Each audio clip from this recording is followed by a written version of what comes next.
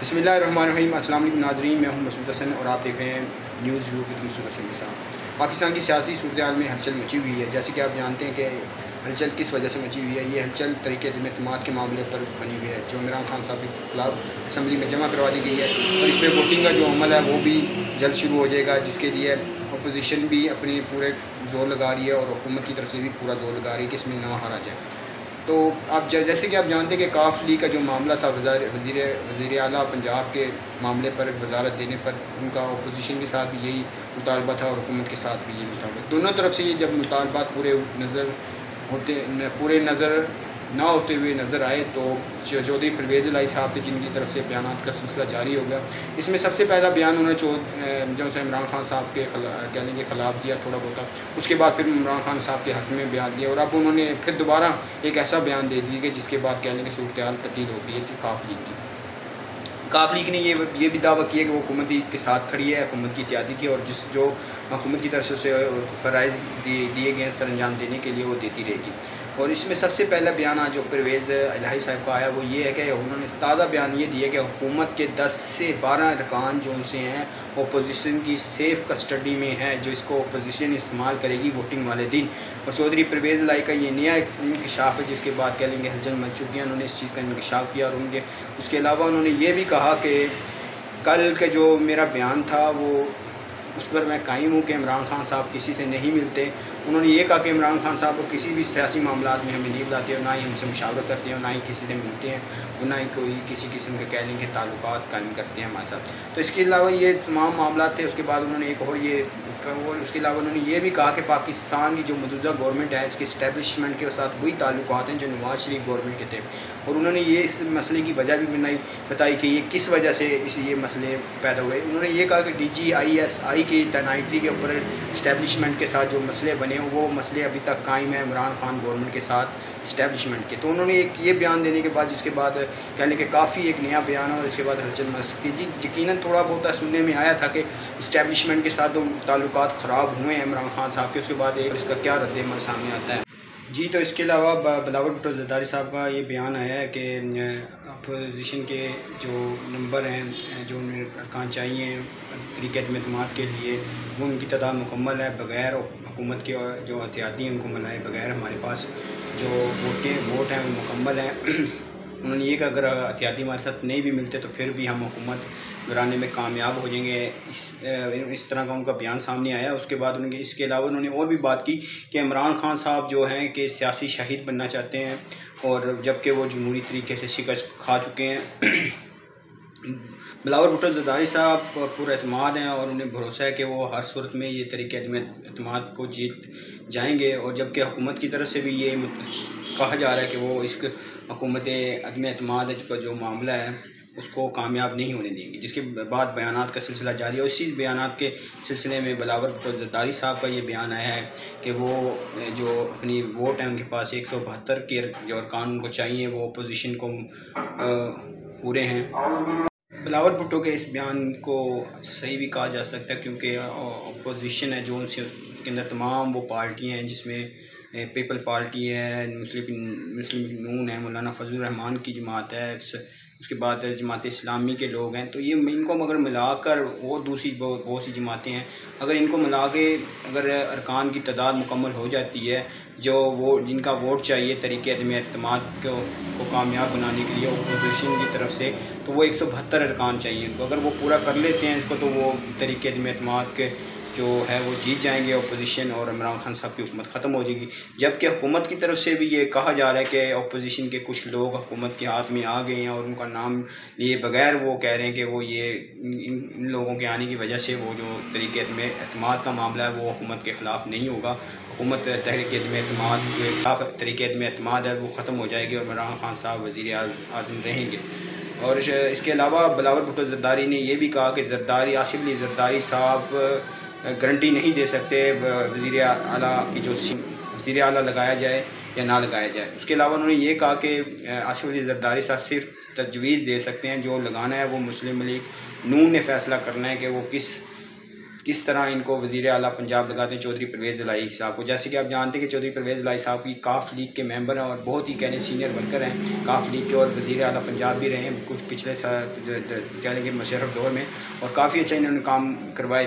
तो अब इसके बाद फिर उन्होंने ये जब अपोजिशन वाले उनके पास आए अपनी मुतालबात लेके, आप जानते हैं कि अपोजिशन वाले बहुत से लोग कह लेंगे जिसमें आसिफ अली ज़रदारी साहब हैं, मुस्लिम हैं, और मौलाना फजल रहमान, उनके सारा एक ग्रुप बन के अपोजिशन वाले जो हैं हुकूमत की जो इत्यादी हैं उनके पास गए, उनको मनाया कि अगर आपको जिस चीज़ की भी ज़रूरत है वो हम आपको देंगे, लेकिन आप हमारा साथ दें। जिस पर काफ लीग ने उनके सामने ये मुतालबात रखे थे कि काफ लीग का वज़ीर आला पंजाब होना चाहिए, तो जिस पर उन्होंने कोई कहा नहीं, गारंटी नहीं दी, लेकिन उन्होंने कहा इस पर हम मुशावरत करेंगे अपनी जमातों से, अपने कायदीन हैं उस पर, जिस पर हमजा शहबाज शरीफ साहब ने ये कहा कि काफ लीग का वज़ीर आला पंजाब लगाना परवेज़ इलाही को, तो इसका मुशावरत हम नवाज शरीफ साहब से करेंगे और इसके बाद ही कोई हतमी फ़ैसला करेंगे। जिस पर बिलावल भुट्टो ज़रदारी ने ये कहा कि आसिफ अली ज़रदारी साहब जो उससे गारंटी नहीं दे सकते वजारत की, लेकिन वो तजवीज़ कर सकते हैं। तो ये मामला थे जिस पर तमाम मामला पर बिलावल भुट्टो ज़रदारी ने बयान दिया। उसके अलावा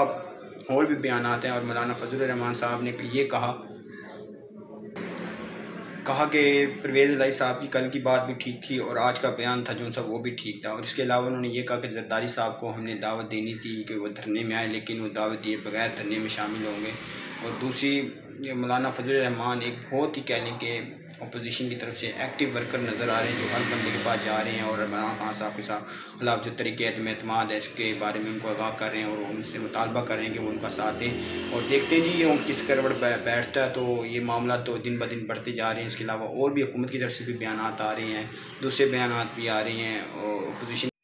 और इसी सूरत हाल में शहबाज शरीफ के बयान भी सामने आए। उन्होंने कहा है कि PTI की ये जो गवर्नमेंट है ये बदतरीन गवर्नमेंट है, और उन्होंने ये कहा कि OIC का जो मामला है वो रियासत का मामला है और इसमें हम रुकावट नहीं बनेंगे और किसी किस्म की रुकावट पैदा नहीं करेंगे। उसके अलावा शहबाज शरीफ ने यह भी कहा कि हम तमाम इत्तेहादियों की 5 साल की हुकूमत होनी चाहिए जिसमें PTI शामिल ना हो। हमारी इस जद्दोजहद से ऐसी बहार आएगी कि मुल्क का जो मुल्क में तरक्की आएगी। और तो ये तमाम चीज़ें इस तरह की उन्होंने बातें की। लेकिन शहबाज शरीफ ने जो मामला था वज़ीर आला पंजाब का काफ लीग को जो उन्होंने काफ लीग ने जो उनको ऑफ़र दी थी कि भाई अगर आप हमारा साथ चाहते हैं तो हमें वज़ीर आला की जो सीट है पंजाब की वो दी जाए, जिस पर शहबाज शरीफ ने ये कहा कि वज़ीर आला का फ़ैसला हम मियां मोहम्मद नवाज शरीफ के मशवरे के साथ करेंगे, उनसे मुज़ाकरात के बाद जो बात तय होगी उस पर हम कहने कि ये तमाम मामले को हल करेंगे। इसी सूरत हाल के अंदर इमरान खान साहब की तरफ से भी बयान आ रहे हैं, वज़ीर आज़म पाकिस्तान की तरफ से भी बयान आ रहे हैं। उनका ये कहना था कि इस बात में जलसे में उन्होंने अवाम से बात करते हुए ये कहा कि वो इन तीनों चूहों को पकड़ेंगे और इनको एक ही बॉल से तीनों की विकेट उड़ाएंगे। और उन्होंने ये भी कहा कि इनको डर है कि अगर इमरान खान साहब आ गया, जब बच गया तरीके में एतमाद के बाद, तो हमारा जो जेल है वो इंतज़ार कर रहा है और हमें जेल जाना पड़ेगा। जिस पर इमरान खान साहब ने यह भी कहा, उन्होंने कहा कि सिंध के जो सिंध हाउस है इस्लामाबाद में, वहाँ पर ज़मीर फ़रोश से लोगों का ज़मीर ख़रीद रहे हैं और वहाँ पे हॉर्स रेडिंग है जो उनसी वो की जा रही है, राइडिंग की जा रही है। तो उसके ऊपर उन्होंने इलेक्शन कमीशन से ये सवाल पूछा कि आइन में इस हॉर्स रेडिंग की जो इजाज़त है या गुंजाइश है जो उसे ये कर रहे हैं। तो उन्होंने कहा कि हमारा जो और भी उन्होंने बहुत सी बातें की कि मौलाना फजल रहमान साहब तो बड़ी बातें करते हैं सियासत पे, लेकिन उन्होंने कभी दीन पे बात की। इसके अलावा उन्होंने तहरीक जो जलसा था स्वाद का उसके अंदर बहुत ही आड़े हाथे लिया हुकूमत को। और इसके अलावा इस पर चौधरी जो हमारे एहसन इकबाल साहब हैं उनका भी बयान आया कि ये जो तमाम मामला है इलेक्शन कमीशन इसे देखे और वज़ीर आला जो इमरान खान साहब हैं इनको नाअहल करार दें। और ये तमाम जो एक्ट की खिलाफ वर्जी है, इलेक्शन कमीशन के जो रूल एंड रेगुलेशन है उनकी खिलाफ वर्जी है ये जलसा। तो जिस पर उन्होंने ये मुतालबा किया कि इमरान खान साहब को वज़ीर आज़म की जो सीट है इसे बरतरफ़ किया जाए, इन पर केस चलाया जाए ताकि ये नाअहल हो जाएँ इसी मामले में। और उन्होंने ये भी कहा कि इमरान खान की तकरीरों से गरीबों का पेट नहीं भरा जाएगा। तो ये तमाम मामला थे जो उनसे बयानात का सिलसिला जारी है। इसके अंदर शेख रशीद साहब के भी बयानात पर हम गुफ्तगू करेंगे और ये तमाम मामला थे। देखिए वज़ीर आज़म साहब क्यों कह रहे हैं कि वो ये तमाम मामला अपोजिशन की तरफ से क्यों उन पर दबाव डाला। ये मामला वब आए कि ताज़ा तरीन बयान आता है शहबाज शरीफ का। उन्होंने ये कहा है कि इमरान खान साहब ने क्यों अमेरिका को ये कहा कि जब अमेरिका ने डूम और किया तो एब्सोल्युटली नोट उन्होंने क्यों इस्तेमाल किया इमरान खान से, क्योंकि हम अमेरिका को अड्डे नहीं देंगे। तो हम शहबाज शरीफ का ये बयान हामिद मीर साहब ने रात लिया, तो उसके बाद कहने के बहुत से सीनियर साफ़ी जिसमें इमरान खान साहब की तरफ से भी ये बयान सामने आया कि शहबाज शरीफ साहब ने अमेरिका को अपनी CV पेश की है कि वो अपनी CV जमा करवा रहे कि हम अगर आपकी हुकूमत में आएंगे तो हम हुकूमत आएगी तो हम आपको कभी भी नो नहीं कहेंगे, और जिस तरह की भी आप हुक्म देंगे हम आपका हुक्म मानेंगे।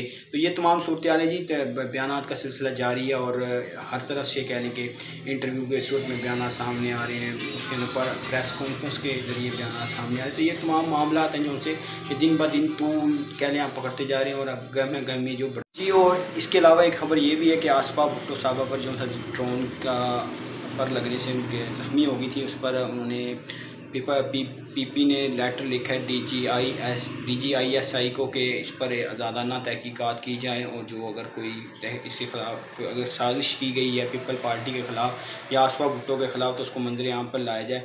देखिए जी, ये वाक़या कब पेश आया, ये वाक़या उन दिनों का था जब पीपल पार्टी ने अपने लॉन्ग मार्च का ऐलान किया और ये जलसे और जुलूसों की सूरत में शहर से होते हुए गुजरे। तो एक जगह एक मकाम पर जब आसफा भुट्टो कंटेनर खड़ी थी तो एक ड्रोन आया जो शॉट बना रहा था, जो यकदम वो आसफा भुट्टो के आकर उसका जो कहने के पर था वो लगा, जिसकी वजह से वो ज़ख्मी हो गई। तो इसके बाद पीपल पार्टी ने जो DGISI उनसे मुतालबा किया कि इसका ज़्यादा ना तहकीकात की जाए। और इसके अलावा शेख रशीद साहब का ये बयान आया कि मौलाना फजलुर रहमान इस मामले में फंस जाएंगे, और जबकि नून लीग और पीपल पार्टी इस मामले से दूर हो जाएगी और आज जो मौलाना फजलुर रहमान साहब हैं ये फंस जाएंगे। अगर मुल्क में खाना जंगी हुई तो इसके अंदर मौलाना फजलुर रहमान शामिल होंगे और उनको ज़िम्मेदार समझा जाएगा। ये शेख रशीद साहब का बयान था। और इसके अलावा फवाद चौधरी ने यह कहा कि सिंध हाउस में मीना बाज़ार लगा हुआ है और ज़मीर फ़रोश हो रहे हैं, ज़मीर फ़रोशों को ख़रीदा जा रहा है। और इसके अलावा उन्होंने एक अपने और बयान में भी कहा कि वहाँ पर जो तमाम उस पर हम कार्रवाई करने जा रहे हैं, तो इंशाल्लाह इस पर भी बात करेंगे। वीडियो ज़्यादा लंबी ना हो जाए इसलिए इस वीडियो को करते हैं यहीं पे ख़त्म। उम्मीद करता हूँ कि हमारी आज की अपडेट जो सी आपको पसंद आई होगी। पाकिस्तान की सियासी सूरत-ए-हाल और जो बयानात का सिलसिला जारी है उस पर हमारे चैनल को न्यूज़ व्यू को सब्सक्राइब कीजिए ताकि हर आने वाली न्यू अपडेट से आप आगाह रहें और न्यूज़ से आगाह रहें। उम्मीद करता हूँ कि आपको हमारी वीडियो पसंद आएगी। मसूद हसन को दीजिए इजाज़त। बहुत सारा प्यार। अल्लाह हाफ़िज़।